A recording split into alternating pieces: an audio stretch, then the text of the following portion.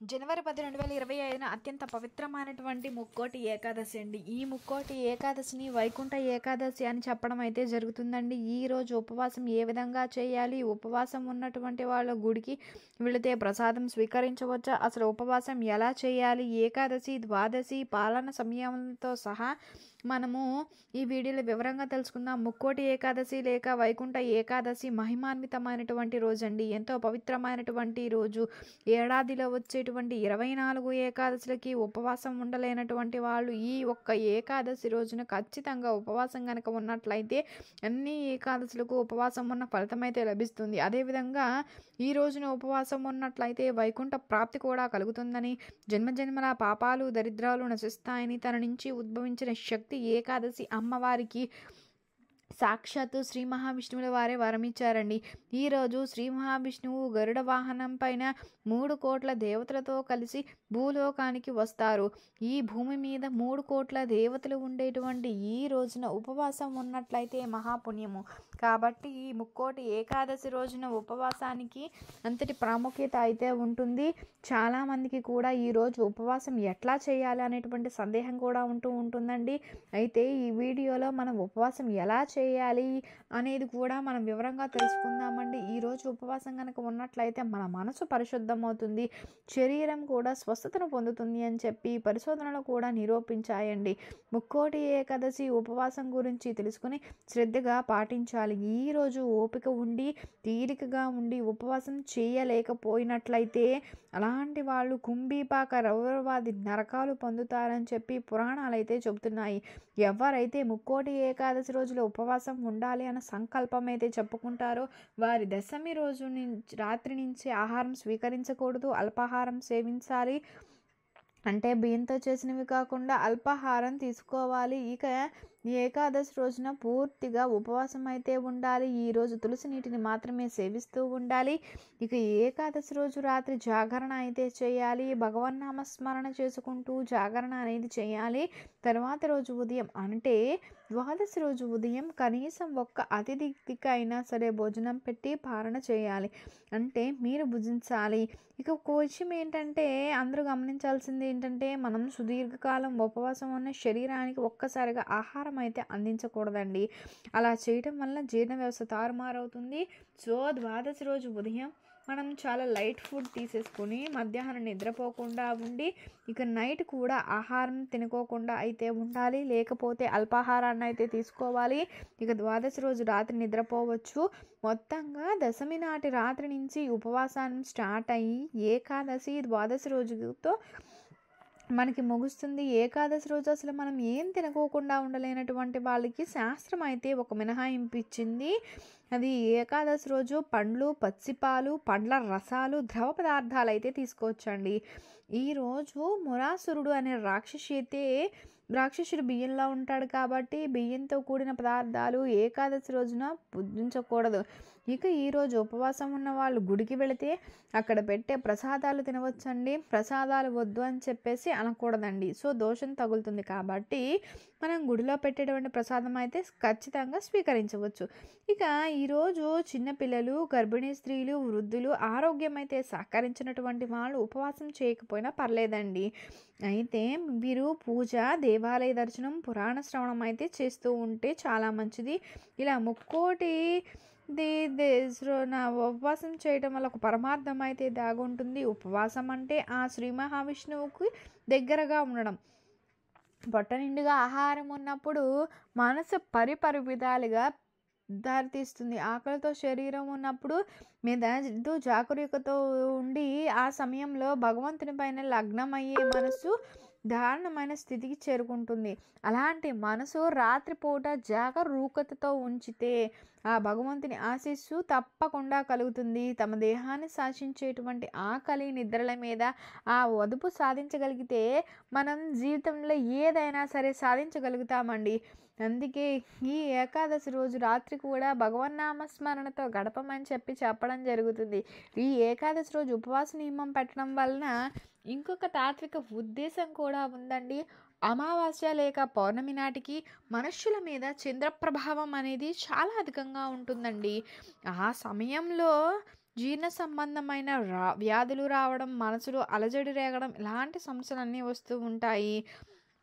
ఏకాదశి రోజున ఉపవాసము, జాగరణ చేయడం వల్ల శరీరం, మనసు రాబోయే సమస్యలను ఎదుర్కొనేందుకు చాలా సన్నిద్ధంగా ఉంటుంది. ఇక ఆ సమయంలో మనసుని ఆ భగవంతుని మీద లగ్నం చేస్తే ఇటు పురుషార్థంతో పాటు పుణ్యం కూడా లభిస్తుంది. మరి ఇంతటి పవిత్రమైనటువంటి ముక్కోటి ఏకాదశి ఈసారి ఎప్పుడు వచ్చింది? తిథి సమయాలతో మనం తెలుసుకుందాం. ఈసారి ముక్కోటి ఏకాదశి తిథి సమయం కనుక చూస్తే జనవరి 9, 2025 మధ్యాహ్నం 12:22 ఏకాదశి తిథి అనేది స్టార్ట్ అయ్యి జనవరి 10, 2025 ఉదయం 10:19 వరకు అయితే ఈ ఏకాదశి తిథి ఉంది.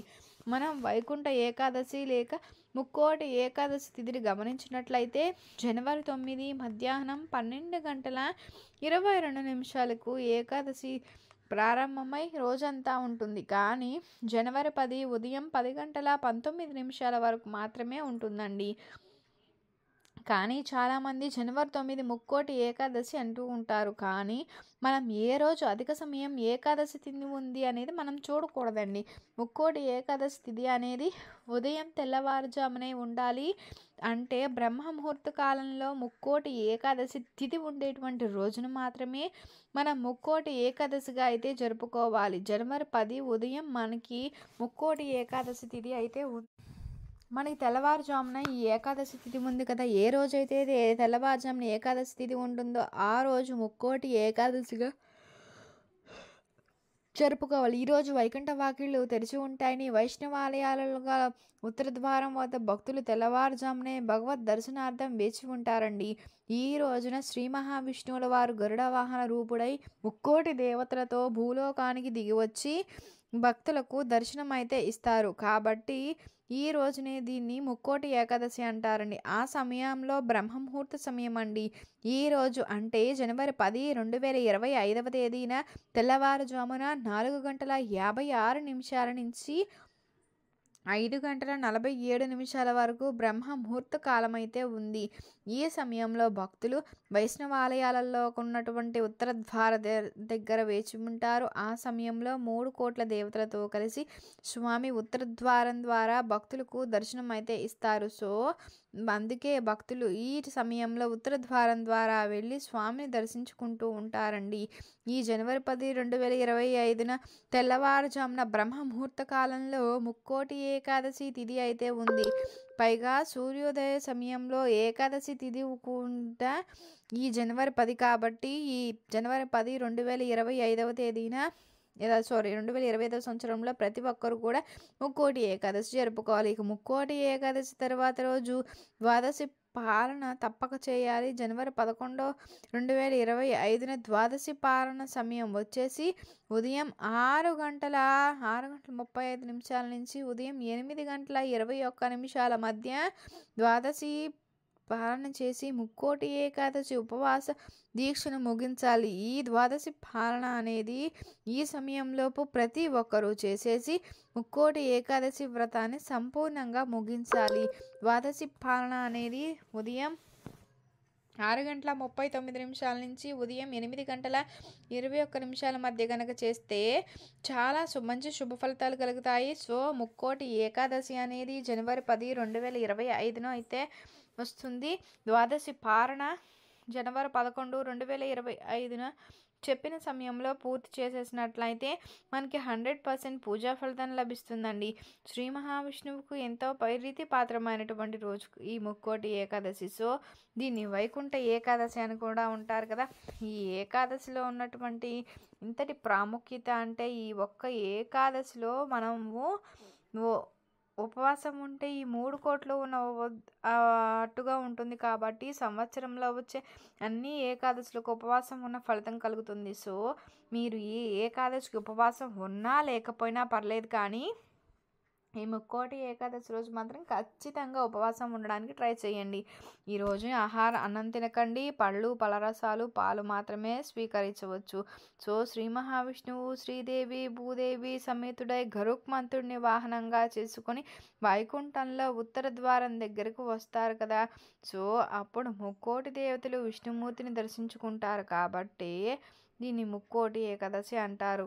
సో ఈ విధంగా ఈ టైంలో ఈ ముక్కోటి ఏకాదశి రోజు ఇదండి ఈ మహిమాన్వితమైనటువంటి ముక్కోటి ఏకాదశి రోజున మనం ఉపవాసం ఎట్లా ఉండాలి, ఏమైనా తినవచ్చా, తాగొచ్చా, గుడికి వెళ్ళి ప్రసాదం తినవచ్చా అనేటువంటి ఈ ఉపవాసం ఉండలేని వాళ్ళు ఏం చేయాలి అనేటువంటి సందేహాలన్నీ కూడా ఈ వీడియోలో మీకు అర్థమయ్యాయి అనుకుంటున్నాను. మీకు కనుక వీడియో నచ్చినట్లయితే లైక్ చేయండి, షేర్ చేయండి, సబ్స్క్రైబ్ చేయడం మర్చిపోకండి. కొత్తగా వచ్చేస్తున్నట్లయితే thank you for watching. Thank you so much.